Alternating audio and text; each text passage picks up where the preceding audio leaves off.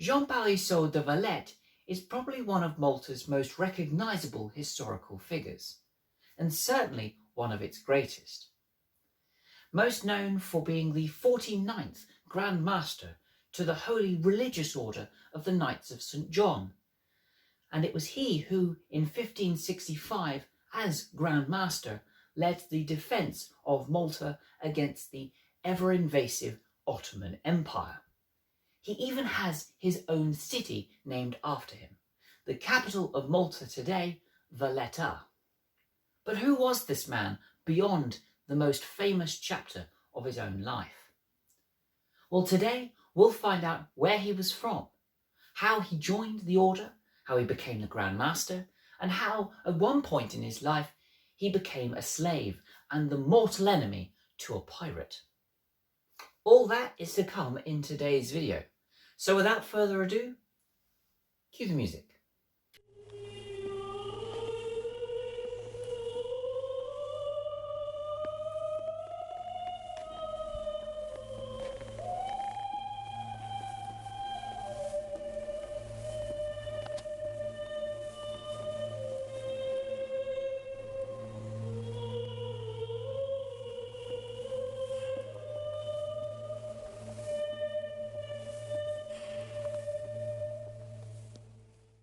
Good morning, good evening, and good afternoon to you all.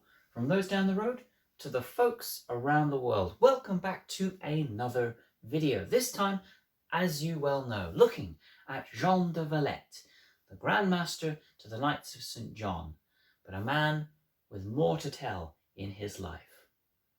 Jean de Valette was born in the village of Palissot, in the Occitanie region of southern France. And depending on who you believe and who you read, he was either born in 1494, 1495 or 1498.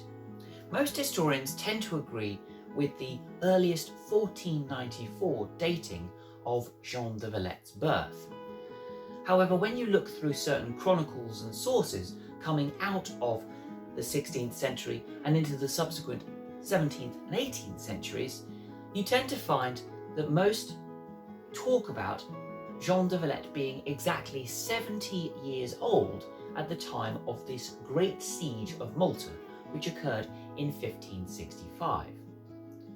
And exactly the same age as Suleiman the Magnificent, the Sultan to the Ottoman Empire, and exactly the same age also as Mustafa Pasha, one of the commanders of the Ottoman forces attacking Malta, besieging it. And so with our basic knowledge of mathematics, if I was to take 70 from 1565, we would end up with 1495. Then there are a few scant sources that suggest that actually Jean de Valette was born in 1498 and that he was actually only 67 years old at the time of the Great Siege of 1565. But for the purposes of today's video, I shall stick to the status quo and I shall refer to Jean de Valette being born in 1494. Now, whilst we don't know too much about Jean de Valette's early years of life before he joined the Holy Orders of the Knights of St. John, hence why his birth is probably so confusing. But what we do understand is that the Valette family were of minor nobility and significance within this small pocket of France. Family members who were chief magistrates, who were chevaliers, who were knights, those that had joined other holy orders and those that had joined the service of their kings. And they could trace their family line at least as far back as the Crusades, numerous members of the family having joined the Crusades some 300 or 400 years prior to Jean de Valette's birth. Jean de Valette would leave the family home at the age of 20 to join the Knights of St. John. And unfortunately, rather surprisingly as well, he never returned back to Palissot and the family home ever again throughout the rest of his life. Such was the man that he was, so pious, so devout, so dedicated to what the Knights of St. John stood for and the holy orders that he was obliged to follow. So Jean de Valette joins the Knights of St. John aged 20 and travels to their home, which was based at this period of history on the Greek island and city of Rhodes. Jean de Valette was then placed within the Provence Lang of the Knights of St. John. Now, Lang roughly translates as tongue, and in this particular context, a Lang basically meant a subdivision or a subsection within the Knights of St. John that Jean de Valette was actually placed into, based on his own family origins and his own personal geographical origins. There were 7 subsect langs within the Knights of St. John, based on these geographical origins of their knights, corresponding roughly with the modern-day nations of Italy, Germany, England, because they hadn't quite broken from the Catholic Church at this point, Spain, Portugal, and France had 2, with Provence being the secondary of these 2 French lands. So, being from the sort of southern area of France, Provence, that is why Jean de Valette was placed within the Provence lang. I should also clarify that although the knights were divided into these subsections, they were an international body, to put it in a modern sense, and they had no political affiliations and no national associations either. This was literally just a subsection and division to group all of your knights together with. But just a few short years after arriving in the city of Rhodes, Jean de Valette and the other Knights of St. John were forced to abandon this place, forced to abandon their home that the knights had been using since the early 1300s, since about 1310. But a new, fresh-faced Sultan of the Ottoman Empire, Suleiman I, soon to be called Suleiman the Magnificent, decided to personally take charge of a 6-month siege of the city of Rhodes between the June and the December of 1522. He gave the knights, towards the end of the siege, a very generous offer. The knights were allowed to leave in peace and take all of their religious icons, weapons, and paraphernalia with them as well. On the 1st of January 1523, the knights, as well as 1,000-odd civilians from the city of Rhodes, left and bound on their ships for Crete. The knights spent the next 7 years moving from place to place, seeking sanctuary and hospitality where they could, but with no place of permanence to call their own. That was until 1530, when Charles V, the Holy Roman Emperor, King of Spain, granted the Knights of St. John the small Mediterranean island of Malta, as well as the city of Tripoli on the North African coast. Over the next decade or so, Jean de Valette was granted his own ship, a galley by the name of San Giovanni. And as per the proviso of being on the island of Malta and the city of Tripoli, he and the Knights of St. John were tasked with keeping the peace within the Mediterranean Sea, facing off and disrupting any pirate activities within the area. These Barbary pirates or Barbary corsairs were partly funded by the Ottoman Empire. So, considering the Great Siege of 1522 to the city of Rhodes, I'm sure that Jean de Valette was more than happy to oblige in this task. But it was in 1541 that Jean de Valette was to meet for the very first time a man who would become his most fiercest rival and mortal enemy. The Barbary corsair, Barbary pirate known as Dragut Reis, considered by historians to be one of the most dangerous individuals at that time, the uncrowned king of the Mediterranean, and the greatest pirate warrior of all time. Now, although the knight and the pirate were to meet very few times over the course of their remaining lives, they would most likely have heard of each other's endeavours over the course of the next 24 years leading up to the Great Siege of Malta in 1565. The San Giovanni was captured by Barbary corsairs in 1541, with its crew and even its captain Jean de Valette turned into galley slaves across the ships that Dragut Reis commanded in his fleet. For the next year, Jean de Valette was a galley slave for Dragut Reis and was only released when there was a prisoner exchange between the Ottomans and the Knights of St. John. And it was whilst he was a slave for the Barbary corsairs that Jean de Valette actually came to learn and understand the Arabic and the Turkish language. I suppose when you're in the forced company of pirates from another nation, from the Ottoman Empire, it's probably a good idea to learn the language. But it wasn't just his native French, as well as Turkish and Arabic, that he could understand. Jean de Valette was a bit of a linguophile, a man of many languages. And I give to you here, at this point, a description of Jean de Valette made by the abbot of Bransaume. He was a very handsome man, tall, calm, and unemotional, speaking several languages very fluently: Italian, Spanish, Greek, Latin, Arabic, and Turkish. Presumably, years of being in the City of Rhodes, a Greek portion of the world, as well as interacting with numerous individuals from the different langues of the Knights of St. John, and of course Latin being the main sort of religious language for the Catholic Church, meant that probably most of the Knights of St. John had some understanding of the numerous languages across the Christian world. But Jean de Valette was probably just that little bit more extraordinary.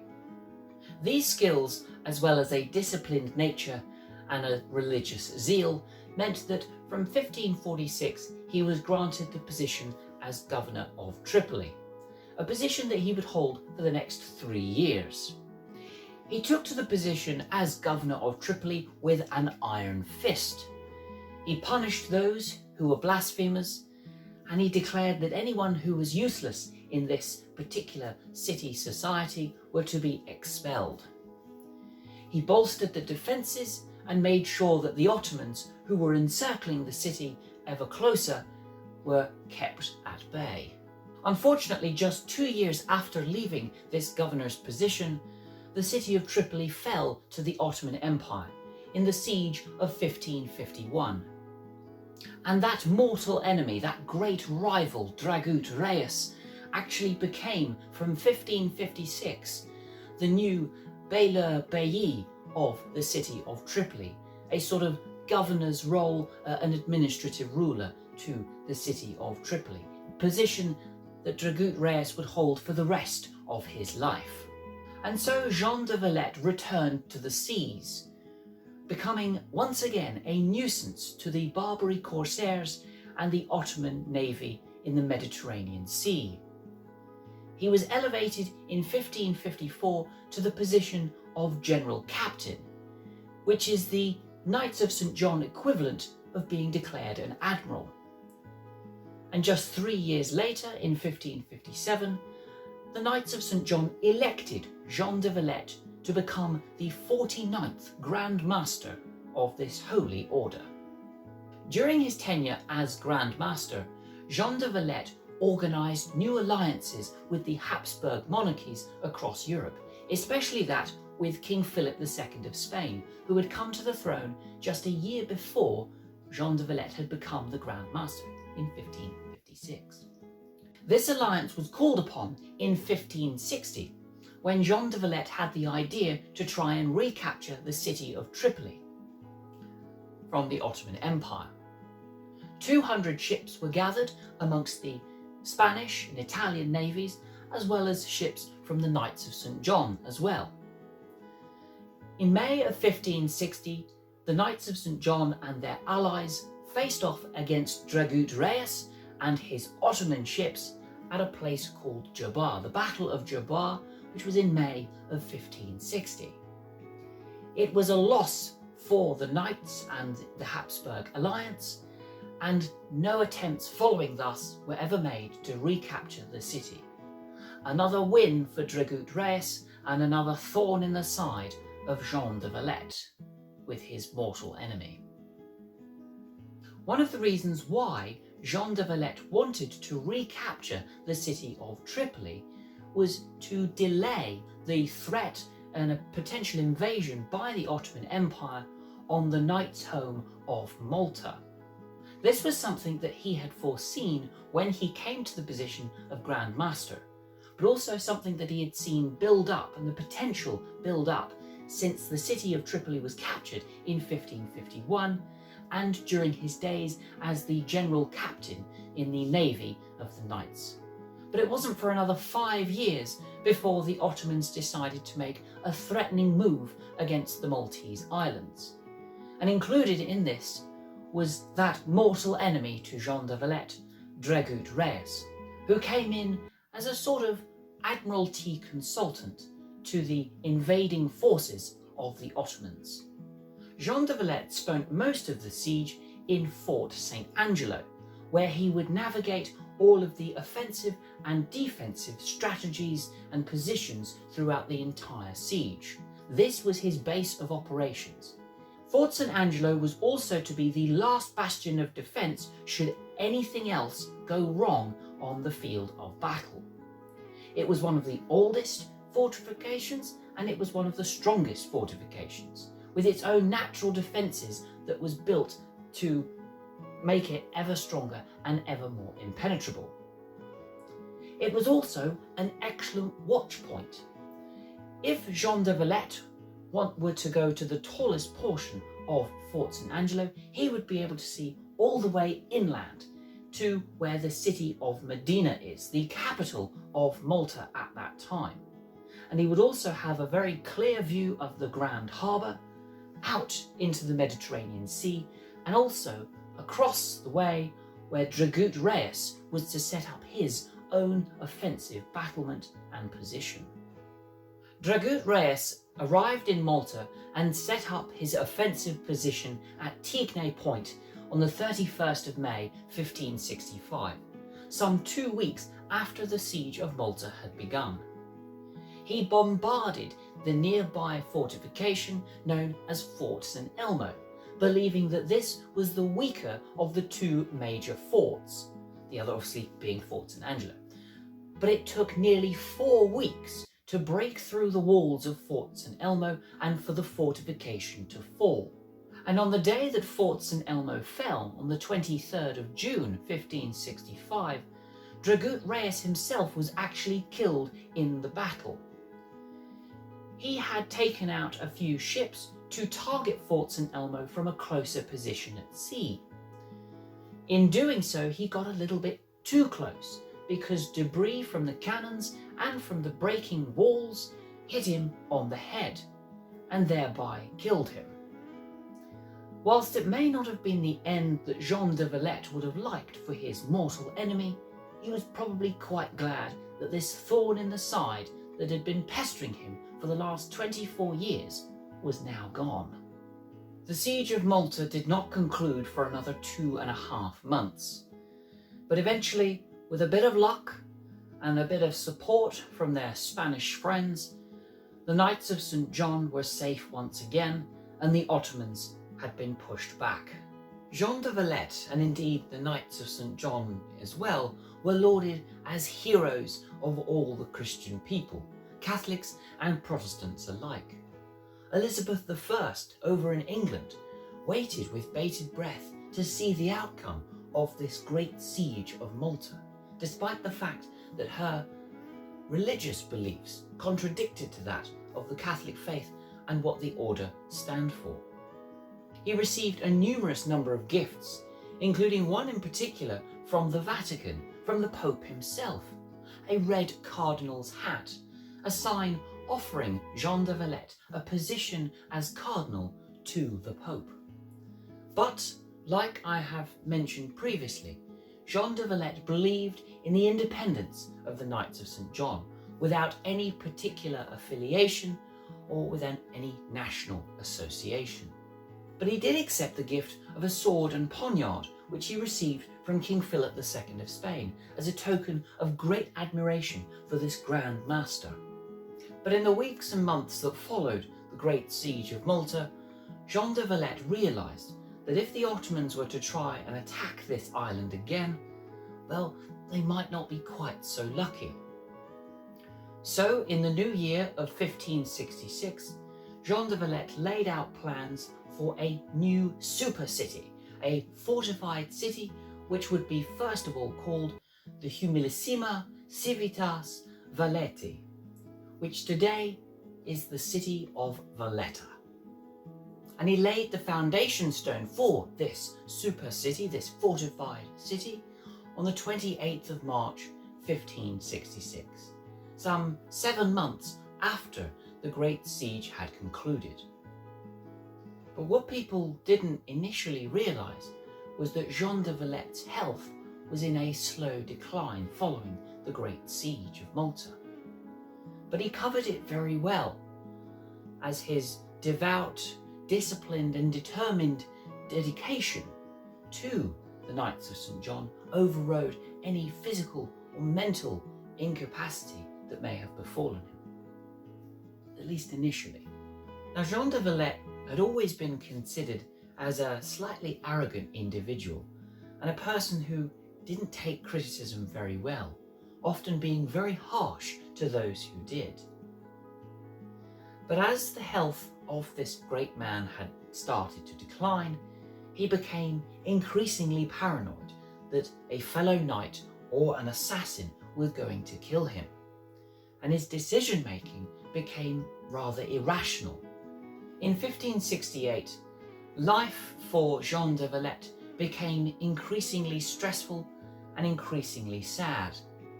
Unfortunately, his relationship with the Pope was starting to strain, something that, towards the end of his life, he regretted deeply. He was busy organising the initial plans for a great expedition, a great deed of war and conquest, as it would be called. But what those plans eventually would become, we don't know, because they were scrapped after his death. But on the 31st of July 1568 would be one of the saddest days in Jean de Valette's life, when he heard the news of the death of his daughter Isabella by her own Florentine husband, who had murdered her, stolen all of his money and her money, and then left without a trace, never to be found, and no justice ever served.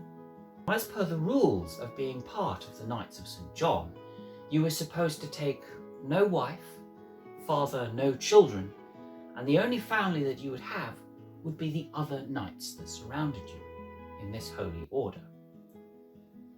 But a number of knights did end up having mistresses in their time and fathering illegitimate children. And despite Jean de Valette's dedication and devout nature to the Knights of St. John, he did have a couple of mistresses himself and 2 illegitimate children. The first child was called Barthélemy, who was born when Jean de Valette was based in Rhodes. Not sure as to what date particularly, but we know that the mistress that Jean de Valette had was called Catherine, and colloquially known as Greca, or Greek. Now, Isabella, the second child to Jean de Valette, was probably born around the same time when he was in the city of Rhodes. She had married a Florentine businessman, but in 1568 had been accused of infidelity, and that is why she was murdered by her own husband in a jealous fit of rage. Hearing this news probably didn't help Jean de Valette and his ailing health. In the mid-August of 1568, Jean de Valette was to have a major stroke, which left him bedbound and on the doors of death. Omens had been noted by the Knights of St. John and the Maltese people to show that his time was probably near. Mysteriously, all of his pet falcons had died. Dolphins had beached themselves deliberately at Marshallock Bay down to the southeast of the Maltese island, and a great thunderous rapture was heard in the sky by all of the people of Malta. On the 21st of August 1568, exactly 11 years after coming to the position as Grandmaster of the Knights of St. John, Jean de Valette then died. Jean de Valette was buried in the Our Lady of Victory Church in the what is now known city of Vallette. But when St. John's co-cathedral was built during the 1570s, Jean de Valette was moved from the crypt of Our Lady of Victory Church and placed into the crypt of the cathedral. And the inscription on his tomb reads as thus: "Here lies La Valette, worthy of eternal honour, he who was the scourge of Africa and Asia, and the shield of Europe, whence he expelled the barbarians by his holy arms, is the first to be buried in this beloved city, whose founder he was." And whilst Jean de Valette may not have seen the completion of this new city, his legacy throughout its streets is definitely felt.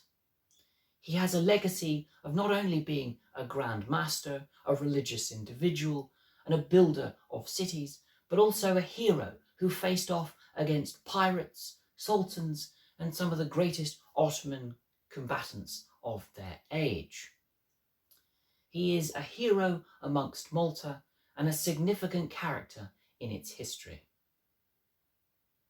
Thank you for watching this video, and I hope to see you in the next one about a new character and a new aspect of Maltese history. See you later.